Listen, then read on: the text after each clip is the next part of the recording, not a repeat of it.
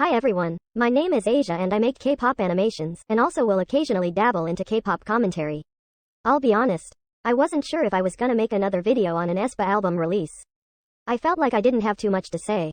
But since I made videos on their previous albums, I almost felt obligated to make a third one. There are some important things I want to say about this album release. So I might as well make this video to say it all here. I don't want to be here too long, so I will try my best to make this video as short as I possibly can. In my last two album reviews I talked about all of the B-sides first and then the title track, but this time I'm gonna do it a bit differently. I'll talk about the tracks in order. But I will save my absolute favorite track off this album for last. I have to give some room to gush about how much I love one song in particular. So without further ado, let's get into my very own review for aespa's My World album.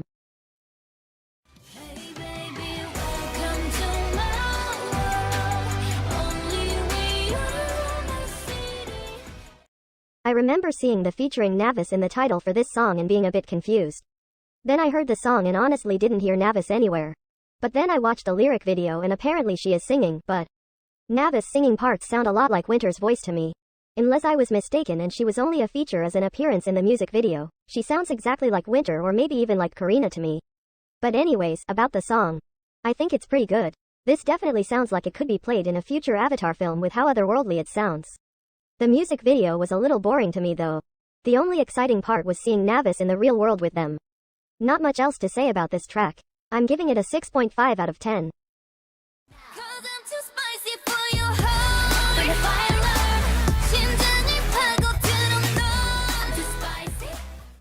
Okay, honestly, I was hella confused as to what was going on when I first watched the music video. I was really wondering why they were suddenly out of Kwangya with no warning. But then I watched a video or two about why this MV took place in the real world, and it's because aespa apparently have two concepts they sometimes switch back and forth on. The Kwangya world and the real world. As an aespa fan since their debut, I was disappointed in myself for never knowing about this. Once I finally figured it out, I started enjoying the song more. I enjoyed the high school teen girls aesthetic and setting, and I don't know if it's true but I heard that Karina's school outfit is supposed to be a reference to Regina George from Mean Girls.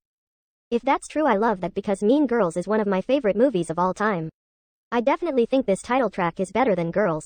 I think everyone collectively agreed that Girls felt a bit empty, but Spicy is giving something that Girls was missing. It's very catchy and I'm glad this comeback is getting a lot of love unlike their last one. The choreography is great and I always catch myself trying to do it even though I don't know most of it. And it's obvious which look from the music video I liked the most. Karina's pink hair and outfit. I look and sound like a Karina stan right now. But I think she really took this whole comeback and ran with it. Despite this not being a Kwangya title track, this is still so good. It's getting a 7.5 out of 10.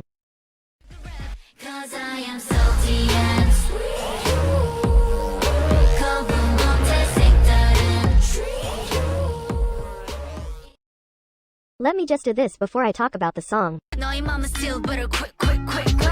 Iconic. Anyway, this song actually sounds kinda similar to Spicy to me. It could easily pass as Spicy's younger or older sister. All of the looks in the music video are amazing, the stylists were not playing around. It's a good song but I still like Spicy over this and I don't know why.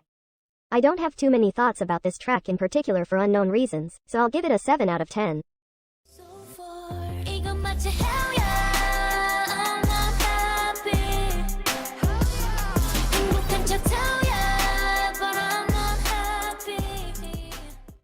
This one is one of my favorites from this album.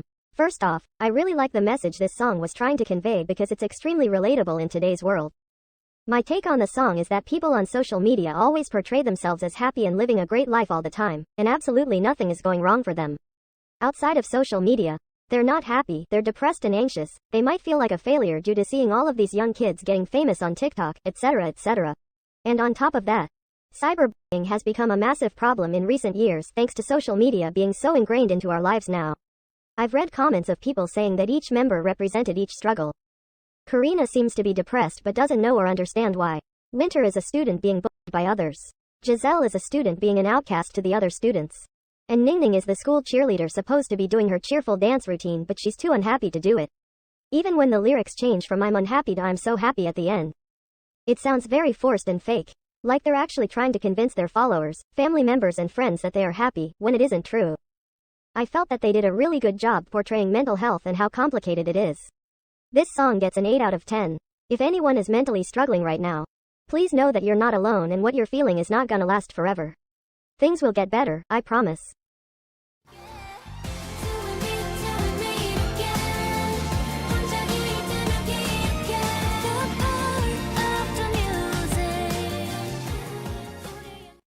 A very obvious goodbye for now song. I have a feeling as to why this song was made. They know that we know about all the bullshit that happened between SM and HYBE.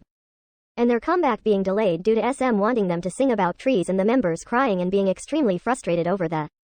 So they probably made this track as a, we don't know when our next comeback is gonna be, a long hiatus could happen again, warning. But it could also be easily seen as them leaving the real world and returning back to Quenya. Honestly, I usually love ballad songs, but this one doesn't really hit for me. I know it's for the fans. But it didn't make me feel emotional. Pretty song but just not for me, I guess. It gets a 6 out of 10.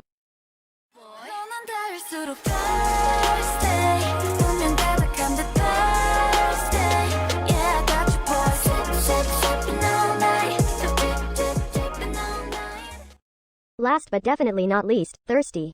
Best song on this whole album. Hell, best song on aespa's entire discography? The love I have for this song is unfathomable, immeasurable, and indescribable. You know I love something when I start using big words I've never used before in my life. When they had their girls come back, I remember gushing about how much I loved Illusion, and I still love that song. However, I love Thirsty way more than I love Illusion. There, I said it. Just when I thought aespa couldn't make anything better than Illusion, they proved me wrong so hard, and I'm thanking them for it. I hate that they didn't promote the song that much. But I freaking love the music track video they filmed for it. It's a very obvious inspiration of the Friends TV show. I wish this was made as an entire MV. The only criticism I have towards this song is the choreography.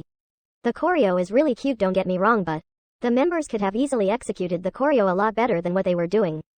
Now I promise I'm not trying to be one of those people that criticize Giselle over her lazy dancing and mistakes, but she in particular could have done the choreo with a bit more energy. The other members looked a bit lacking too, but Giselle seemed like she was just trying to remember what the choreography even is. I know she and the other members were most likely very tired. But even some of the most exhausted idols dance to their choreography like Rent is due the next day. To all of the toxic mice out there, I am not Giselle. I'm literally giving her and the other members some criticism. Please learn the difference between criticism and hate. Other than that, the song is perfection.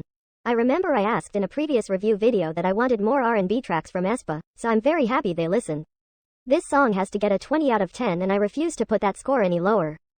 And please go listen to the slowed version of Thirsty. That's the version I've been listening to the most because it fits the almost sensual vibe of the song way more, in my opinion. Thinking about this entire album, I think it's safe to say that this comeback is solid. Compared to the absolute mess, devastation and yeehaw that was of the girls' album. It makes me think SM actually looked at everyone's criticism and listened to their complaints. Or at least I'm hoping that's what happened. Because I don't want them pulling another sudden Taylor Swift on us ever again. That was a rough time for all the country music genre haters out there. But I'm so glad this comeback has been getting a lot of positive feedback. It's a great album and it deserves it. Now let's just hope things stay this way and the next comeback is just as fire as this one. As of now, I may have to retire from making this series that I didn't expect to make in the first place. I had a lot of fun making the first 2 videos, but with this one I was kinda struggling on what to say for some of the songs. I had a lot to say for Thirsty because I'm in love with that song. But that was pretty much it. If I really wanted to make this video, I had to squeeze a script out of myself, because if I didn't this video would have never been made. But again, for some reason I felt almost obligated to, so this is the squeezed out video you're watching now. If this video isn't that good or even terrible, that's why. And don't worry, I'm not burned out on making videos or anything. The creative juices are still flowing as we speak, but they weren't flowing that much for this video for some reason. But anyway, for future aespa releases, I might just make shorts talking about the songs if I don't have much to say about them, or maybe even a pinned comment under an animation video made for them or something. If I do end up having a ton to say about their future albums, this series might return. So thank you guys for watching, and I hope you enjoyed this series of aespa album reviews. Anticipate more animation videos coming out soon, and I'll see you in the next video. Bye bye.